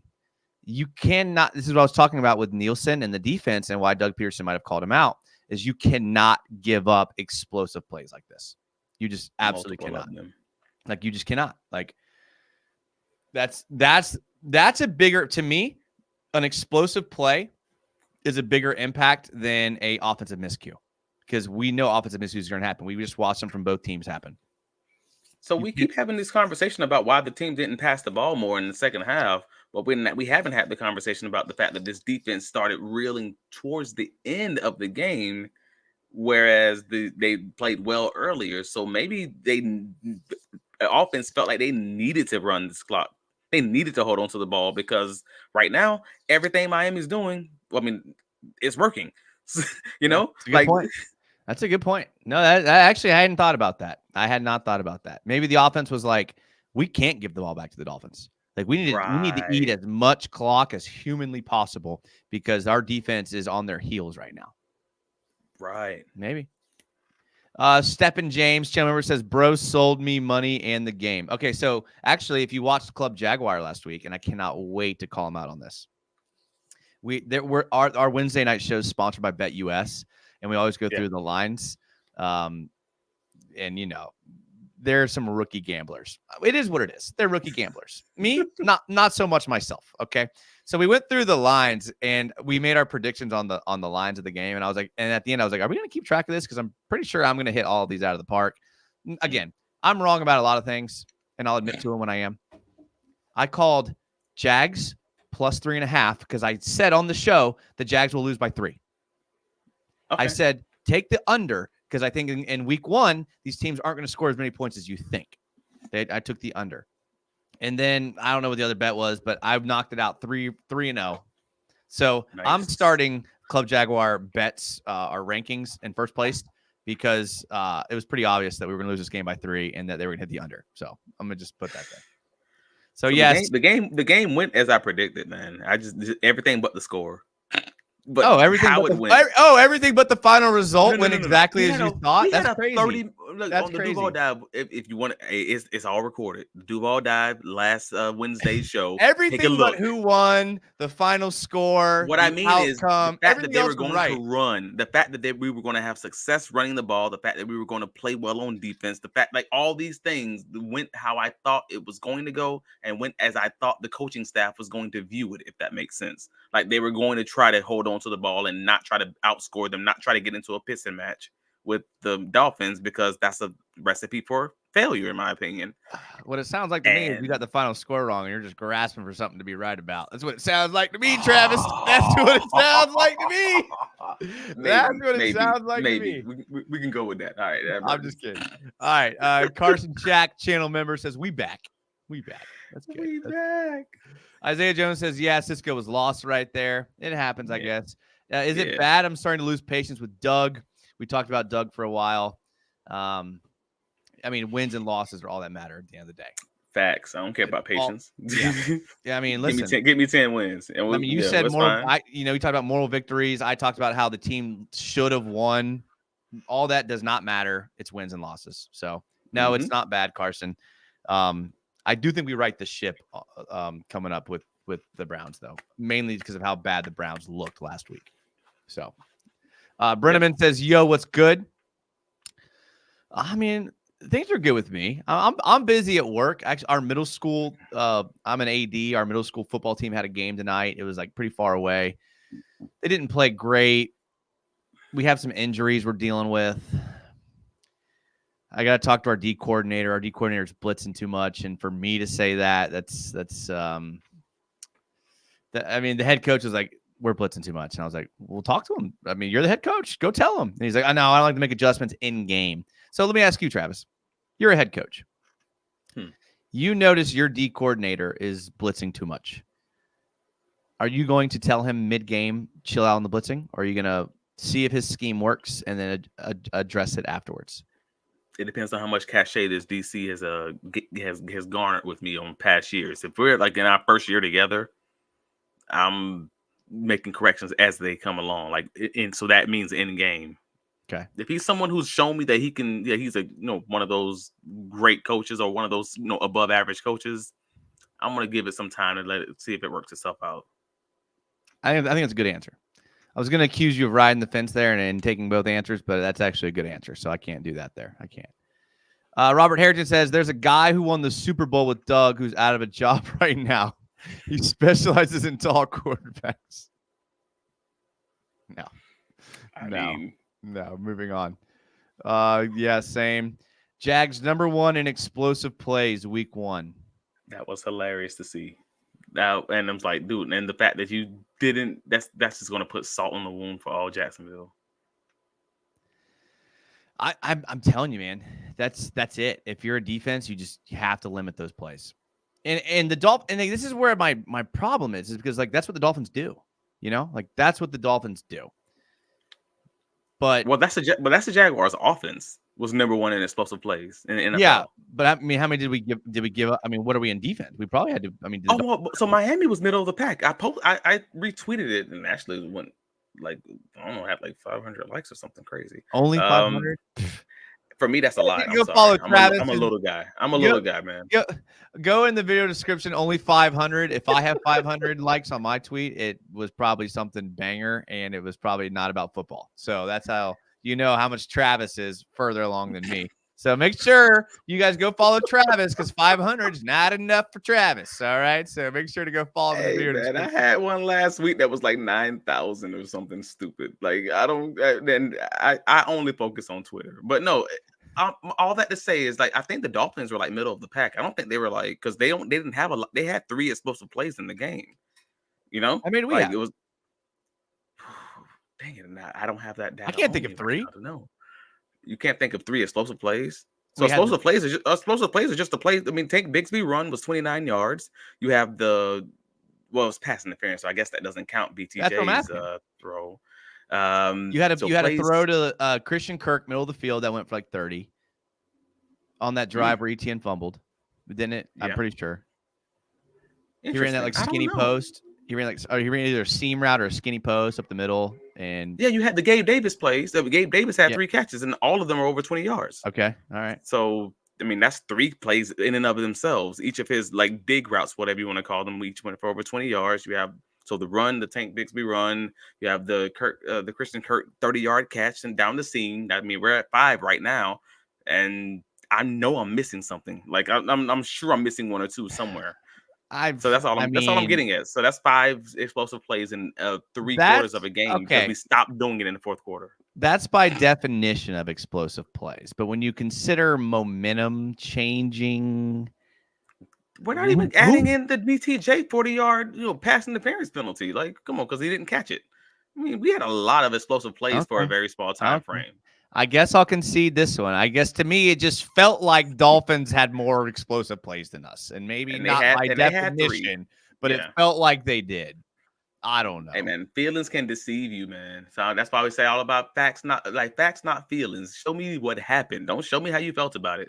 Or you can make the argument that eyeball test is better than analytics, which would be what I argue. So, because I've seen some PFF grades of some highly graded play. I've seen Cole Van Lanen give up 0 pressures, and I watched Cole Van Lanen give up a pressure. So you can give me all day long. I don't know. I'm trusting the eyeball test, but all right, you're making some points. You're making some points. Concede this one to you, Travis. I will concede this point to you. I will. No, I call it a tie. I think we're solid right now. That's fair, but Cisco's not on Tyreek Hill's level. None of our DBs are on his level. Yeah, I mean, also true. Well, so when we play Amari Cooper and when we play, I know Njoku's not playing, but who else did the Browns have? Kadarius Toney. I'm just kidding. But like, I mean, did they have Jerry Jeudy? Jerry Jeudy, right? Yeah. Exactly. So are we on that level? Is that an appropriate level for the Jags? I think we're absolutely. If you're talking about our DBs and covering and such, we got to be on that level. Okay. I mean, I hope so. I'm still Duval till we die. I'm not giving up easy. Thank you. Way to go, Benjamin. Thank you. He goes on to say 12-5 season incoming. Jags 15.1% explosive play, runs plus 10 yards, pass runs over 10 yards. So if it's runs over 10 yards, that changes the ball game a little bit. I was thinking over 20 yards, but yeah.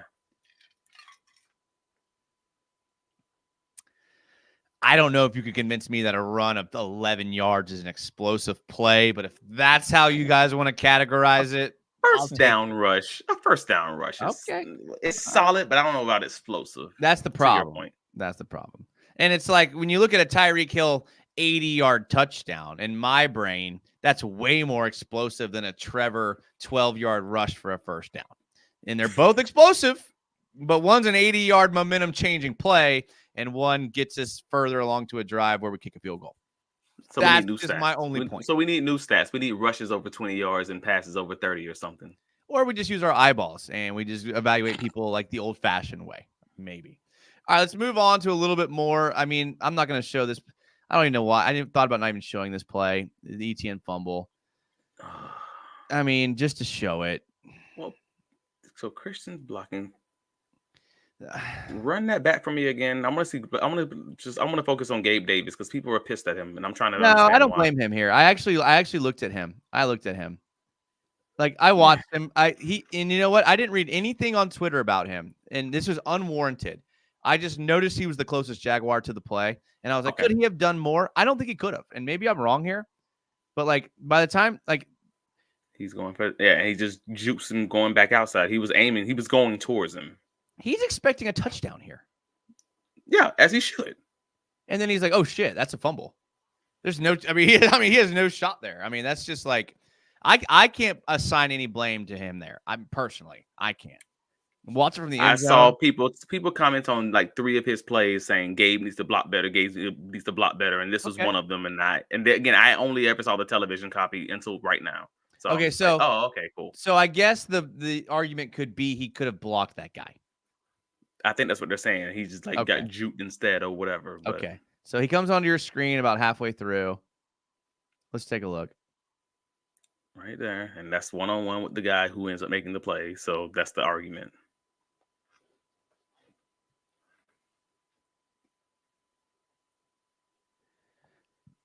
I don't know, man.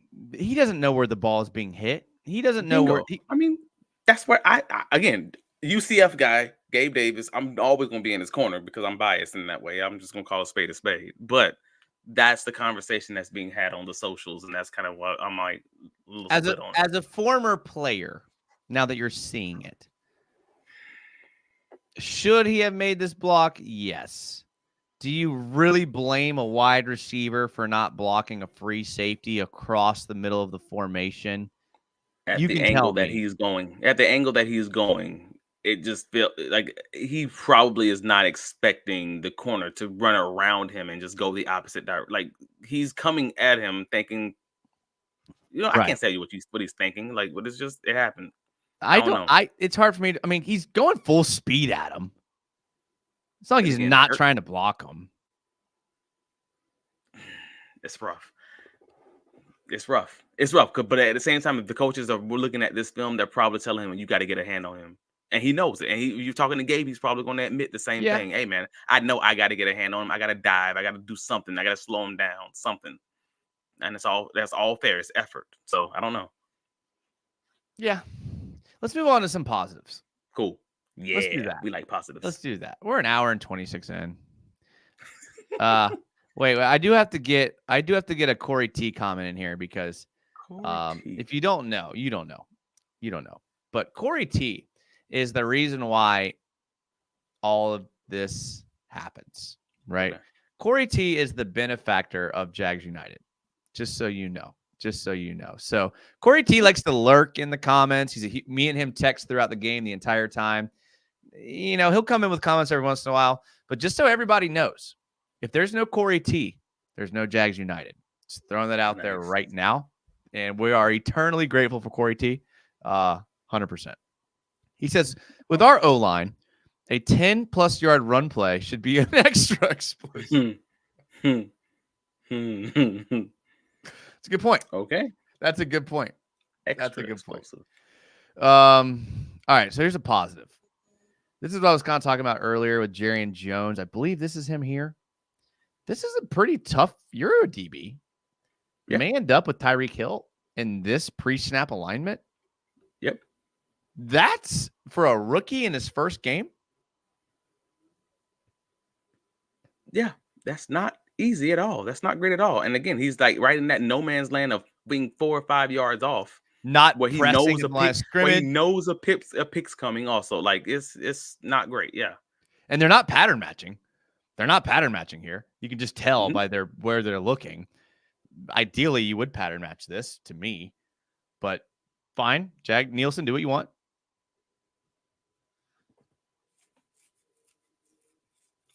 And there you go. Let's go. Let's go, Jerry and Jones. To the sideline. Let's go. This is probably the hardest route to cover. We're sitting here trying to make excuses for Tyreek Hill running the across the field route over a middle of the field free safety who sees the whole field. And Jerry and Jones is sitting here playing in no man's land, going to carry a wheel up the sidelines and stay on the hip. You know what? Let's just bench Cisco. Let's just put Jerry and Jones back there. How about that? Hey, man, he might be able to do it. You never know. I mean, that's impressive. Right. This might be the most impressive play from any rookie. Right. Jarian had a game. Sorry, Jarian Jones. He'll let you know. He's a vocal guy. He'll let you know. So yeah, we had to get that right week 1. Jarian, he had a nice game, man. Like especially being just thrown to the wolves early on. Yeah. And he had another play. I think it was like a first down catch that he gave. It was like a 3-yard catch or something like still stupid, like on Tyreek. And I was just like, and people in one of my group chats were just going off on him. I'm like, dude, what do you expect this man to do? He's 7 yards off of Tyreek Hill, and he stops to play for 3 yards. Yeah, he gave up a first down, but you're not going to get better than that against freaking T Hill. I mean, we do have to put in that caveat of like, Tyreek Hill is probably the best receiver in football. Like, you want to make the case of Jordan Jefferson. Okay. Yeah. You want to try to make the case of the Case. Okay. If I'm starting a team, like you get to pick one guy, I'm taking Tyreek Hill. Me personally. So I mean, as long as you know how to use him, as long as you're not going to bring him to Jacksonville and just put him at one spot all day and never put him in motion and just and just run him on speed outs every play, then yeah, sure. But yes, Tyreek Hill is one of the best receivers in the NFL, man. Oh man. All right. What else Shout we out got Captain here? Ridley. We got Oh, that's a bad play. I'm trying to find the good plays. Okay, cool. Yeah, let's start talking about some positive at least. Let's see some Oh, good bad. things. Oh, Lots of bad. there's a lot of bads on here. I think that might be the end of our good stuff. No, this is Oh bad. man, Yep. This is bad. Yep. Well, let's just talk about it. And if it happened, it happened because we got to get better. It is what it is. I like So how what, you can see at what the do we bottom do of the here? screen here how I have them labeled 2, meaning second half. Oh, bad, 3rd and short. I mean, the fact that we went 2 for what was it, 13 on 3rd and 4th downs, something like that. I'm doing it by memory, so sorry, but I'm like, it No, was something along those lines. All right, so 3rd and short. They have Evan Ingram out here at the wide. Trevor pre-snap is seeing this DB's off. You need, I think this looks like about 5 yards. So we could have called this 3rd medium, but I'm going to call it 3rd and short. The Jags, of course, are in their tight formation because, Doug Peterson hates using the entire field because why use the entire field when you can use half the field, right? Like, why use the whole field? That makes no sense, right? Basically, he's gonna throw a curl to Ingram. I don't know if the throw's late or he drops it or defense makes a good play. Throw was on the throw should have been on the opposite shoulder. That was my opinion. That was my opinion. He threw it inside and it should have been outside. It was a bang play. It didn't seem too late because he catches it, immediately takes the one step and throws. But I mean, you could throw it maybe a fraction of a second sooner. I don't think it changes much. Maybe from the end zone. I mean, that's just like, yeah, Trevor's got put to the outside, right? That's all I can take from it. Like, hey, you're letting it go fine. This is probably as quick as you can expect him to get it out of his hand. Yeah, you're right. Just get it to the opposite shoulder. Yeah, you're right.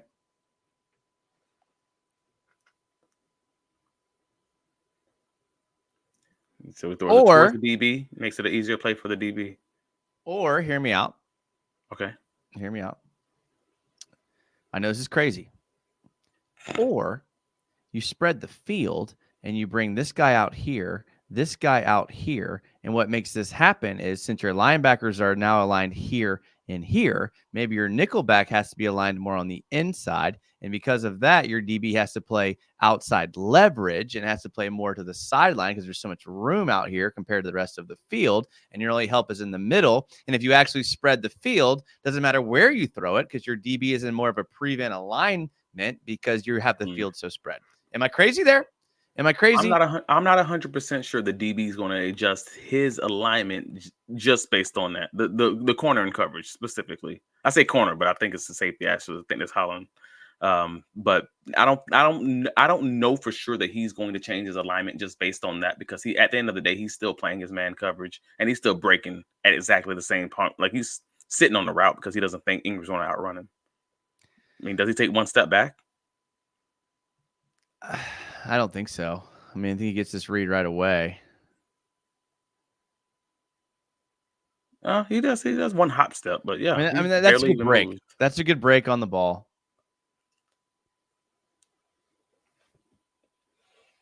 I wish I could see what these tight receivers at the bottom of the screen were doing because he throws it so fast. Just looks like a little like post wheel maybe or something like that. But yeah, we only need 3 yards. Park is open, but again, he's not even in the front side of the read, so he's probably number 3 or 4 in the route progression at that point. Yeah. So I mean, if you're again, we don't know. Was this play designed to be your primary read? If it is, throw this guy, make trips over here, move this guy over here, give this guy space, and give yourself more to work with. We don't know that the primary read though. Right. You don't love the coaching. You don't love the scheme for what the play for what down and right. Exactly. But again, we don't know. I mean, we don't know. Like Trevor could have came line of scrimmage and saw this pre-snap alignment and thought like we're money here. I don't know. Maybe. Okay, let's see what else we have here.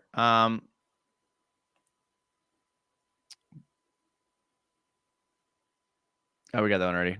Got that one already. Oh, this one's bad. All right. Oh, this one's bad. This was early. This was like, I think it was the first drive of the game. Calais Campbell. This is the early in the game with the play. I don't know. It's a play action, I believe. Yeah, what happened there? Let's see this. I don't even know what happened. I'll tell you what happened. This is the first time for me. One of two things happened. Either Calais Campbell and the defensive staff at Miami completely guessed this correctly, which could have happened. Or Anton Harrison could have been expected to get at least like a half of a finger on Calais Campbell to disrupt this a bit. Mm-hmm. Those are the only two things that could have happened.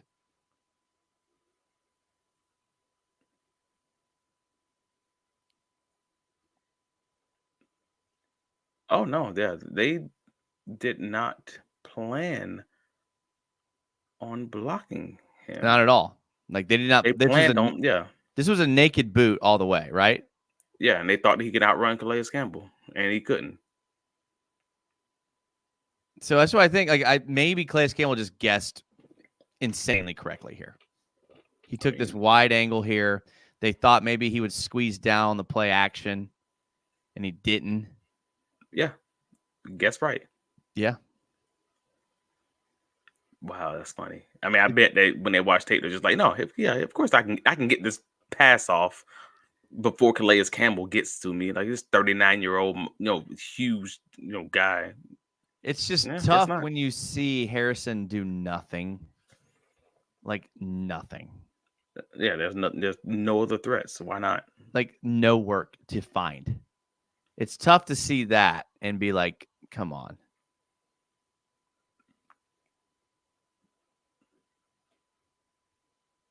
Like my boy is let me just pause it. My boy is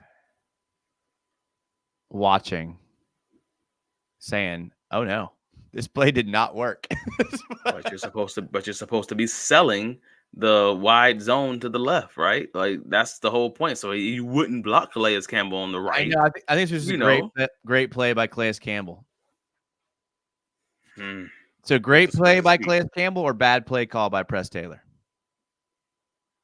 It's not a bad play call. It's a bad play call because it's a bad outcome. Yeah, I agree. But that doesn't make it, if it works, then it's a great play call. But it's Luke Farrell. It's Luke Farrell in the preseason all day. Naked boot. Yeah, you're right. And they bring it out on the first drive of the game. Way to go, coaching staff. Let's just take the only play that worked in the preseason and immediately throw it into the first drive of the game. They'll never see it coming. You guys are raving in the preseason when it happened. They'll never see it coming. Luke got a 9-yard reception against Tampa Bay. Woo, good play call. Actually, you raved about it. You did. You don't call it on the first drive of the game. You save it. You save it for the second half when you've ran the ball like a good amount of times. I'm going to. You don't just say, "Okay, this play worked. Let's run it." I'm going to find that clip and I'm going to tag it. I said it. It is a good play, but you can't run it immediately on the first. This is the second set of chains. They've gotten one first down, and they go, "Oh, they'll never see this coming. They'll never see the play that we ran in all preseason coming." Oh, Galaxy brain. Oh man. I can't with this. Okay, this one's on Brandon Sheriff. I know people were like, Brandon Sheriff had a good game. Not here. Okay, not here. Oh yes. Can we watch the fourth down run, man? Is this Brandon it? Sheriff. I don't know. This isn't it. I'm ready to watch because nobody's talking about it. I haven't seen it posted online. I haven't seen anybody say anything about it. And I'm like, dude, the fourth and one play. Oh no, I didn't clip that. The fourth and one play, Sheriff gets. Nope. Like he's standing straight up. He's 2 yards behind the line of scrimmage. This is just your casual second and medium. Defense doesn't know what's coming. There's no tendencies. It could be pass or run. Could be play action deep. Could be run to pick up the chains. We don't know. But our boy Brandon Sheriff here, he points at him twice. Points at the guy twice. Yeah, we'll just let him go. He's too good. He's too fast. He's too fast. And then he blocks his blocks his own teammate. Then he blocks his own teammate. So now Ezra's not getting into the linebacker. He just blocked. Like, this is pathetic. Wow. I did not notice any of this, bro. What is happening? This is the Florida Gators. This is Florida Gators. This is like, what? How you blocking your own people? He was no. Calais Campbell, 40-year-old Calais Campbell was so fast that he ended up missing him and blocking Ezra Cleveland. And he just claps his hands like, oh, I'll get him next time.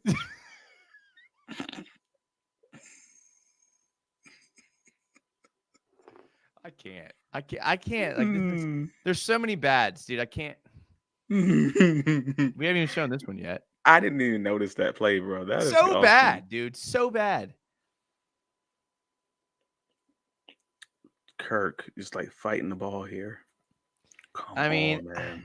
I will say this. I know.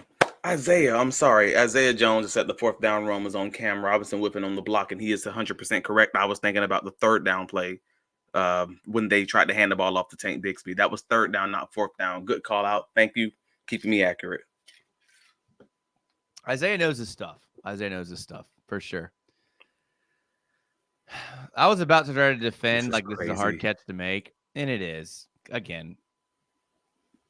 Sure, but 2 hands on the ball, 2 feet on the ground. I mean, like landed, like you get an opportunity to truly corral the ball. Is there a chance? I don't know what the argument. Is there a chance, Travis? Is there a chance? Because you know me, devil's advocate. Sure. I grasp for straws. Sure. And if I'm Christian Kirk's defense attorney in trial, Your Honor, I'd like to call Christian Kirk to the stand. Christian Kirk goes up there. Your Honor, this looks like an easy catch. This looks like a catch that everyone should make. But what people aren't realizing is maybe the big bad sun was in his eyes, and they were just rays of sunlight was in his eyes, and he couldn't see the ball. Is there maybe? Can we maybe like give him a rope there? That is accurate and fair. And you could also even argue that maybe it was on the backside shoulder when he's going outside. So maybe he wanted the ball to be over here and he's going like this because it's the opposite direction. I can give you all the excuses, but Kirk's going to tell you, I got to catch that. And you know he is. And based on the shadows, it looks like the sun was more like over here. Actually, yeah. You just goodness. So you knew it. You got me thinking that you were on it. Yes. Yeah. The sun is directly overhead. What is wrong? The sun's on the other side. Oh, man. All right. I can't show any more plays, dude. I'm like getting myself like angry. Yeah, I'm like sweating, dude. I'm sweating over here. I've been yelling too much. Okay. We're an hour and 43 in. Why not, right? Cool. It seems like a good time to maybe quickly talk about the Browns. Cool. Let's talk about the Browns. What are you expecting from the Browns game? Do we right the ship? I do think we right the ship. I do. I think, and it's going to be no harm, no foul. Like we lost, we threw up. We threw up at the prom. We had an opportunity to win the opening game and make the fans feel great about where we are, especially since no one thought we could win. And now we have an opportunity to right that ship, specifically at home where we struggled last season. Yeah. And against a team that beat us when we thought that they shouldn't have had a chance last season, based on how our defense played. I think Ryan Nielsen's unit is going to be ready. That's where I have less concern. I do have some concern as far as how that defensive front for Cleveland is going to look in comparison to our deep offensive line, who, as we've all now seen, was not as good as we thought they were, while also still being pretty good, as far as the run game was concerned, because Tank Bixby is a magician at missing tackles. So, but I'm hoping they'll be able to establish the run game, but I do believe that we're going to end up being 1-1, and I think it's going to be no harm, no foul coming out, of these first 4 games, hopefully. Hunter Ross per hour says, I'm expecting us to make Watson look like 07 Brady. Well, dang. At least you could have said like 07 Big Ben, with the allegations, but whatever. Sure. Good point. SR says we must beat the Browns. Shay puts a little bit of bad juju on us and says, is Jameis going to come in and ball in the second half of this game? Hey, man, Jameis is that guy who can do that. Like, he's going to give you 30 interceptions, 30 touchdowns, and you just don't know which one he's going to give you that game. There's no bigger fan of Jameis Winston than me. I love his pregame speeches. It's hard to find. It's hard to find something not to like about Jameis. I'm gonna be honest with you. I'm gonna be honest with you. Like I love the guy. I wish he was our backup quarterback. But yeah, Shay, I'm not gonna leave this comment up too long because I feel like it's some bad juju, and I don't want that to move on us. Jags O-line's gonna get Trevor killed against the Browns D-line. Hope the Browns D-line doesn't eat. Trev put on that brace just to be safe. Murtaza says, we are the team others right the ship on. There's a lot of pessimism coming from the chat tonight. Are you noticing that? Well, yeah, there's a lot of pessimism on the Jags, all the Jags socials, radio stations. If you listen to all of it, everybody's not feeling great, rightfully so. But I think they'll be feeling fine by Thursday. I think it's just leftover from Miami. And again, you get the Thursday, and it's like, all right, we're going to win. Everybody's happy. Fill the bank, I can't wait to break down the film on Friday and talk about exactly what's going to kill the Jaguars, and then watch Sunday that exact thing kill the Jaguars. I cannot wait for that to happen. It's my favorite pastime to sit here and be like, how does a 35-year-old dude in his room know how to stop this team, and our professional facility of people can't stop it? And here's what's going to kill us. Are you ready for this? Mm-hmm. Jerome Ford. Jerome Ford is absolutely going to kill us. And Jerome Ford's going to rush for 120. I think we still win. But Jerome Ford is going to hands down run for 140 against us. I'm telling you, like, the dude is the most underrated back in the league. For some reason, no one talks about him. I don't know why. I get it because I guess Nick Chubb was there, and Nick Chubb's a good back.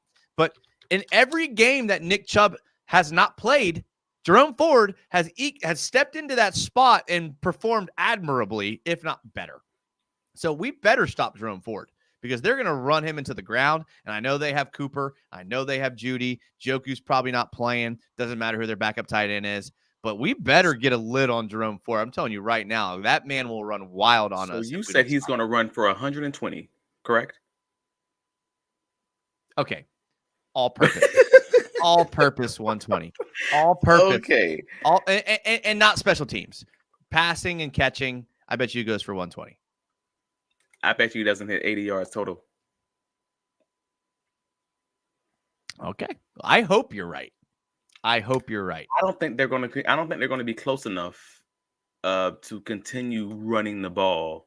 That's just my opinion. I don't believe they're going to stay close enough to continue running the ball, and I don't think that the way that Watson is currently playing is going to allow them to stay in the game for very long. Like, I think we're talking halftime, early third quarter.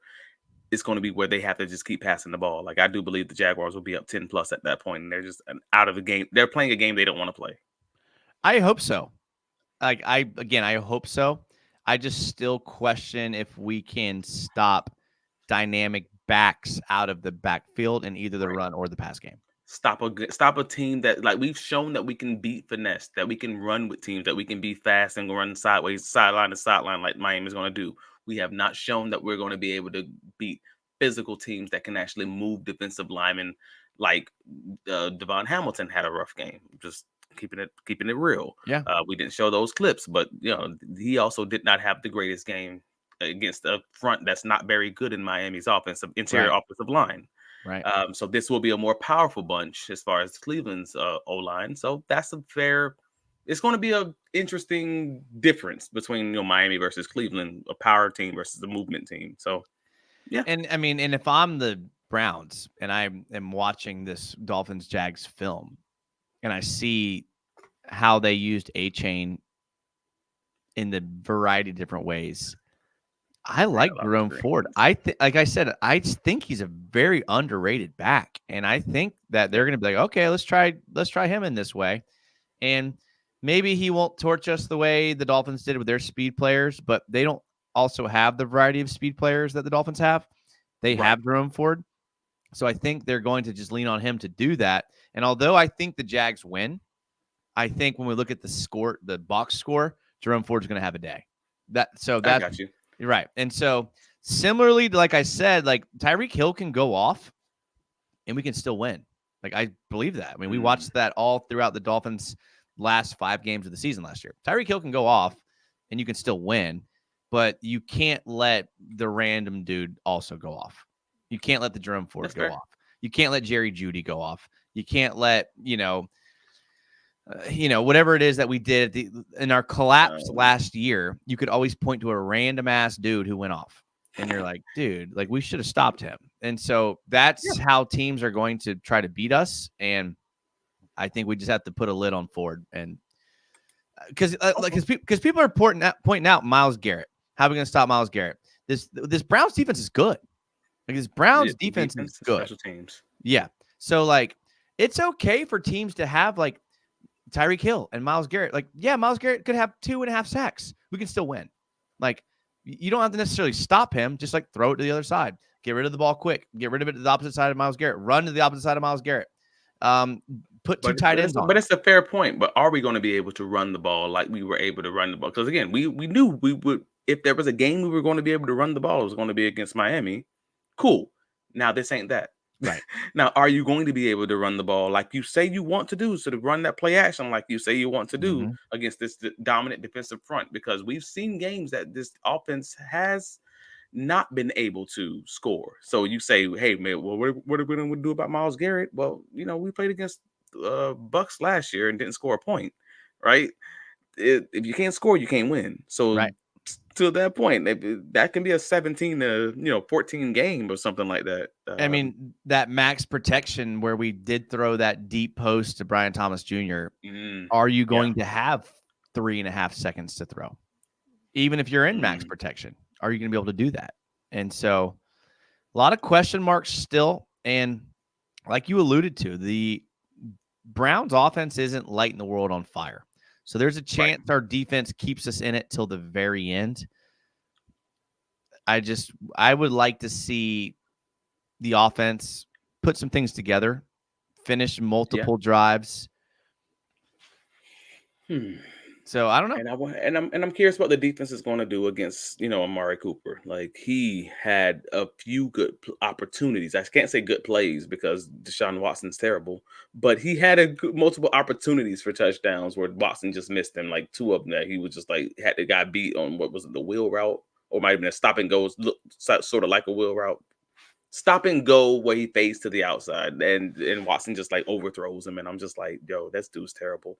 But Cooper himself is good. Right. And you just don't want to be that team that he figures it out or gets that bounce back against. So, and Jerry Jeudy's no scrub. I mean, but I'm just thinking about without Tyson Campbell. That's what I'm really, that's what is that going to look like? Your boy Monteric Brown lined up with Jerry Jeudy. Or Jerry Jeudy, Yeah.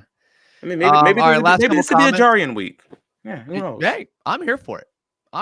And maybe Cisco gets his picks this week because he's besides the play we saw, he's shown us he's not terrible. Solid. Yes, he's not solid, terrible. Yeah. I know we were a little harsh on the guys this week, but like we talk about, this is what I say. This even when you're not here. I would tell every single one of these athletes that they're amazingly skilled athletes. They're amazing. They've reached the top of their craft. They are amazingly skilled. But these are things that coaches would say to them in the film room. So this is not an indictment of their character. It's not an indictment of their athleticism or skill. It's just that in this moment and for this team, they have to play better in these situations. And we try to give them credit when they play well. When they make good block, we showed the good plays. We give them credit when they do. It goes both ways.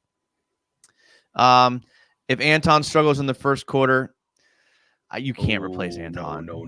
We are not there. We're not close. No, we're not there. We're not there. You have to. I'd have to see a half of a season of struggling. Yeah. I would have to see trade deadline struggles at that point to have that conversation. And then we could probably convince ourselves to move him to left tackle where he's probably better. Probably. To be honest. Walker Little might not be on this roster next year. I'm not taking him out for a guy who I know will be here. No. Right, exactly. All right, well, we're almost to 2 hours, so great job, Travis. Absolutely great job. For anyone to come into the Jags United live chat and be able to hang for 2 hours, I don't know if it's ever happened besides you. So very impressive on your part. I've done it 3 times and nobody else has done it. Most people can't hang. I'll be straight up with you. I'll be straight up with you. But it's a gauntlet in here. I was wondering why there were so many people in the chat all show. And obviously the first thing is because Travis is here. That's number one. This is also the first show that I simulcasted live on Twitter, right? So I paid like $10 to go Twitter Premium because you have whatever it's called, because you have to have that to go live on Twitter. Yeah. I will just say it looks like it's worth it.